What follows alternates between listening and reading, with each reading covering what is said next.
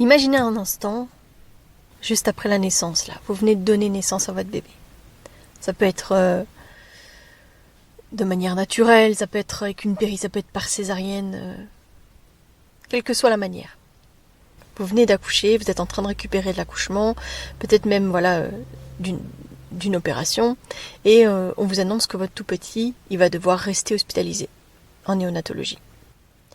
Évidemment, vous êtes inquiète, vous êtes aussi fatiguée, vous êtes bouleversée, et très vite, il y a une autre réalité qui frappe. On ne vous laisse pas rester avec lui à tout moment. On vous dit que c'est plus facile comme ça, d'accord ? Il n'y a pas vraiment de chambre où vous pouvez rester ensemble, sauf dans certaines situations ou dans certains hôpitaux. Et dans la plupart des cas, les bébés sont mis en centre de néonatologie et les mamans en maternité. Et même si on vous dit on va vous appeler, on ne vous appelle pas forcément, vous loupez des moments d'éveil de votre bébé, etc. C'est plus pratique. Il dort de toute façon. Et on vous appellera si besoin. Sauf que le besoin, il est là en permanence. Un nouveau-né, il a besoin d'être contre un de ses parents constamment. Je vous le dis souvent que le premier nid des bébés, c'est le corps des parents. Et bien dans cet épisode, on va parler de ce sujet que je pense vraiment hyper important. Le droit des enfants hospitalisés à avoir un de leurs parents avec eux. Parce que c'est un droit. Et pourtant, il est souvent, bien trop souvent, bafoué.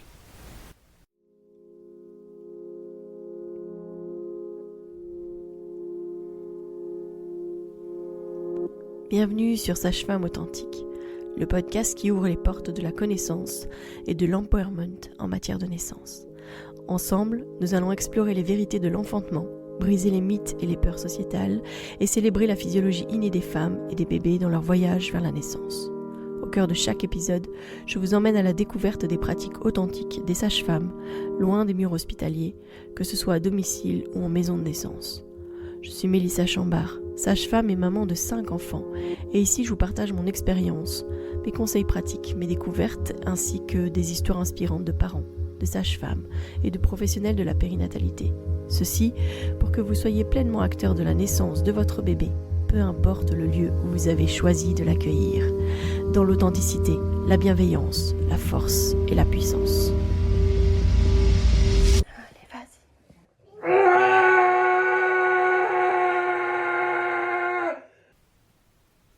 Il y a une réalité qui me frappe actuellement, c'est qu'on a beaucoup de nos bébés qui sont accompagnés à la maison de naissance, à la bulle, qui sont hospitalisés. Certains qui sont nés prématurément, d'autres qui ont eu des soins particuliers après la naissance, des bébés qui sont nés aussi un peu plus tôt parce qu'il y avait des pathologies qui se développaient. À chaque fois, je suis frappée par la manière dont l'institution fonctionne, en mettant de côté les parents, en fait en mettant juste le côté pratique en avant et avant le besoin fondamental des bébés. Parce que leur besoin fondamental, c'est d'être avec leurs parents. On a actuellement une de nos patientes qui a dû être césarisée vers 36 semaines, son bébé qui est toujours hospitalisé 3 semaines après, qu'on accompagne à distance, parce qu'au final, elle est tellement prise par tellement de choses, qu'on n'arrive pas vraiment à la voir. Et voilà, elle a eu une césarienne parce que son bébé n'allait pas bien in utero. Et s'il est encore hospitalisé actuellement, c'est qu'effectivement, il allait vraiment pas bien. Et le problème, c'est pas qu'il soit hospitalisé, c'est comment on le sépare de sa mère alors qu'il en a cruellement besoin. Dans la réalité, cette maman, après sa césarienne, elle a été séparée de son bébé immédiatement, voilà, parce qu'on avait fait cette césarienne parce que c'était nécessaire, etc. Il lui a fallu plus de 24 heures pour attendre d'avoir son bébé en peau à peau sur elle. C'est-à-dire que juste après, on l'a emmené avec son lit en salle de néonatologie, mais elle sentait en fait qu'elle dérangeait. Puis c'est pas à ce moment-là qu'on lui a proposé de prendre son bébé contre elle. Donc elle a insisté pour rester au max, mais au final on l'a ramenée dans sa chambre. Et quoi ? 3 jours après, on lui a dit que maintenant il fallait qu'elle sorte. Sauf que son bébé n'était pas prêt à sortir. Et d'ailleurs son bébé n'est pas sorti. Et ce bébé, c'est pas son premier bébé. Donc elle a un autre enfant qui a à peine 1 an et demi. Et donc là, ils se sont retrouvés, ses parents, à devoir jongler entre leur première qui n'a que 18 mois, leur bébé qui est toujours hospitalisé. Au milieu de ça, il faut se remettre de la césarienne. Il faut arriver à mettre en place sa lactation et son allaitement. C'est difficile. Son bébé est en néonatologie, loin d'elle. Même quand elle était sur place, j'ai été la voir, on ne l'appelait pas alors qu'on avait dit qu'on l'appelait dans les moments d'éveil de son bébé. Et quand elle y allait, on la renvoyait en lui disant « Ah bah là il dort, donc on va pas faire du pot à pot. On lui a pas proposé, en fait, de juste s'installer, qu'on lui mène son bébé. On lui disait mais non il dort, donc on va pas le faire. Elle doit vraiment jongler entre sa fille, sa première, se remettre de sa césarienne, parce que physiquement, je peux vous dire que les premières semaines, les douleurs, elle en a eu. Parce que à peine 4 jours après sa césarienne, elle a dû commencer à faire des allers-retours entre chez elle et l'hôpital pour pouvoir aller voir son nouveau-né. Constamment. Elle habite pas tout près. Il n'y a pas de centre en fait pour héberger les parents près de ces hôpitaux-là. Il n'y a pas de choses qui sont prévues en fait dans les néonatologies pour pouvoir accueillir ces parents. Comment elle fait pour s'en sortir? Pourquoi en 2025, on demande encore aux mères de laisser leur enfant seul pour que ça fonctionne, et en fait on oublie que leur présence elle est essentielle à la récupération et au bien-être du bébé, mais en plus à quel point c'est maltraitant pour elle. Qu'est-ce qu'elle dit la loi? Qu'est-ce qu'on sait en fait? Eh bien il y a le droit des enfants hospitalisés à avoir un parent avec eux. C'est inscrit dans la charte européenne des droits de l'enfant hospitalisé.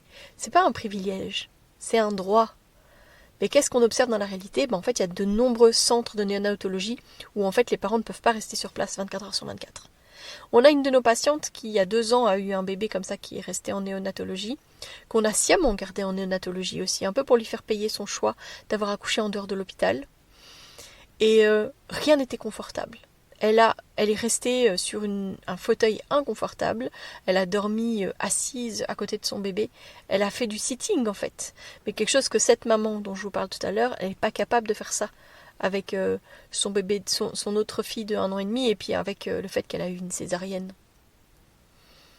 Les services hospitaliers, finalement, je pense qu'ils privilégient clairement l'organisation interne plutôt que le besoin des bébés et le besoin des familles, le besoin des parents. Ça me fait penser aussi à une connaissance que j'ai où leur bébé a eu un gros malaise en fait à la naissance et où ils ont dû vraiment refroidir ce bébé, etc. Donc vraiment une grosse réa et un bébé qui a été mis en hypothermie pendant plusieurs jours. Et quand ce bébé a pu avoir une unité kangourou, le papa s'est senti vraiment laissé de côté. Et il a dit mais pourquoi est-ce qu'il n'y a pas des chambres parentales plutôt que des chambres maman-bébé? Parce que parfois aussi, les familles, elles ont besoin de se reconstruire ensemble. Et ça, c'est des choses qui n'existent pas. On cloisonne énormément.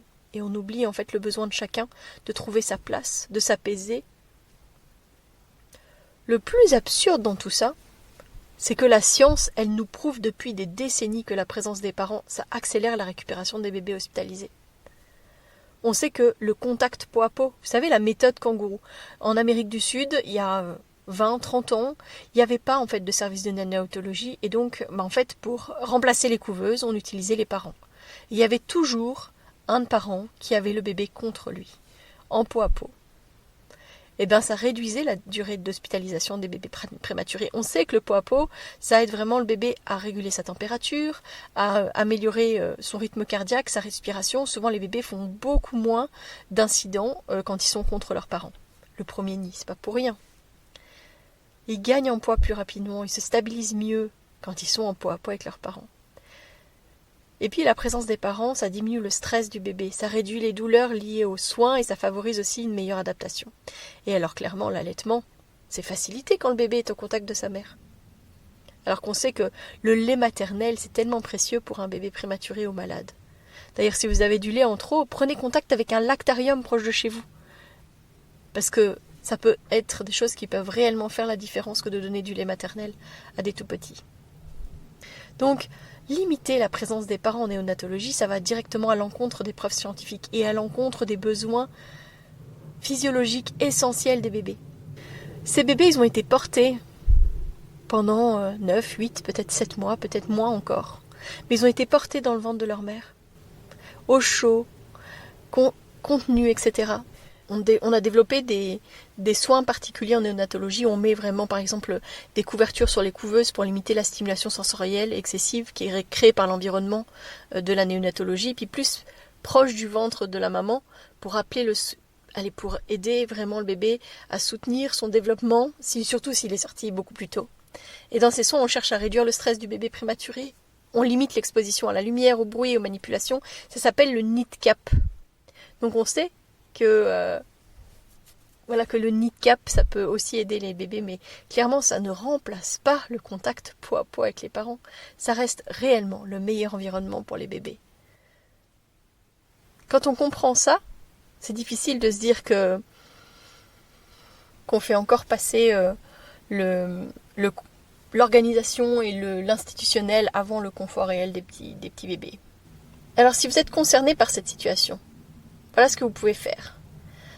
Informez-vous sur vos droits. La charte des droits de l'enfant hospitalisé, c'est un outil précieux et vous avez le droit de rester avec votre bébé. Il y a des lits en pédiatrie qu'on peut aussi mettre en néonatologie. Posez des questions aux équipes médicales, exigez des explications sur les restrictions mises en place et surtout demandez comment vous pouvez être plus présente auprès de votre bébé. Et puis soutenez, relayez les initiatives pour améliorer l'accompagnement des familles en néonatologie. Si jamais vous êtes professionnel et que vous travaillez en néonatologie ou en maternité, puis que vous avez ces mamans qui sont dans ces difficultés-là, essayez de voir comment est-ce que les choses peuvent s'améliorer. Avec le retour précoce, sincèrement, on a fait des dégâts de ce côté-là. On en a oublié à quel point le lien mère-enfant était important. L'hospitalisation d'un bébé, c'est déjà une épreuve immense pour les familles.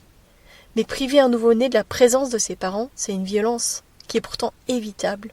Les droits des bébés, c'est pas des options. Leur bien-être, ça devait être au cœur des décisions médicales et au cœur des fonctionnements et des mécanismes au sein des institutions. Parce qu'un bébé hospitalisé, il a avant tout besoin d'être entouré, réchauffé, rassuré, aimé. Ah là là, je pense à tous ces petits bébés, actuellement, tous les petits bébés de la bulle. Je pense à eux très très fort et je pense énormément à leurs parents.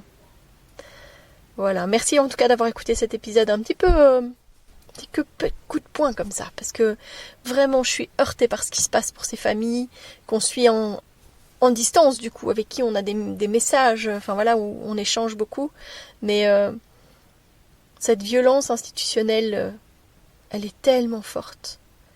On a encore une patiente d'une de nos sages-femmes aussi qui a eu des jumeaux, et alors on fait sortir un des jumeaux, et le deuxième jumeau est en néonatologie, alors la maman elle se retrouve bloquée parce que le jumeau qui sort ne peut plus rentrer en néonatologie. Alors que tant qu'elle est à la maternité, elle peut aller voir le bébé qui est en néonatologie avec le bébé qui est avec elle en maternité. Une fois que ce bébé sort, en fait, il n'a plus le droit de rentrer en néonat. Comment elle va faire pour fonctionner avec ces deux bébés, avec ces deux nouveau-nés? Et ça, c'est des choses auxquelles on ne pense pas. Donc voilà, en tout cas merci. Merci pour votre soutien, merci pour vos écoutes, merci de partager cet épisode parce que vous êtes toujours les meilleurs ambassadeurs de Sage-Femme Authentique. Et je vous donne rendez-vous mercredi pour l'épisode de Questionner la Sage-Femme, et d'ici là surtout, portez-vous bien.